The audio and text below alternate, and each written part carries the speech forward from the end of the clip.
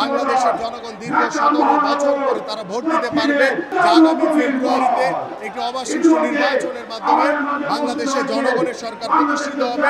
বাংলাদেশের মানুষ দীর্ঘ 17 বছর অপেক্ষা করছে একটি অবাধ সুষ্ঠু নির্বাচনের জন্য।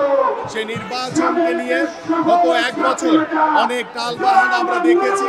অবশেষে গতকালকে আমাদের মাননীয় প্রধান উপদেষ্টা আগামী ফেব্রুয়ারি রমজানের আগে একটি অবাধ সুষ্ঠু নির্বাচনে যে আশা ব্যক্ত করেছেন, এতে আমার কাছে মনে হয়েছে যে সারা বাংলাদেশের সকল রাজনৈতিক দল, এদেশের সাধারণ মানুষ আশ্বস্ত হয়েছে, স্বস্তি নিঃশ্বাস ফেলেছে যে আগামী ফেব্রুয়ারিতে একটি অবাধ সুষ্ঠু নির্বাচনের মাধ্যমে বাংলাদেশের জনগণের সরকার প্রতিষ্ঠিত হবে।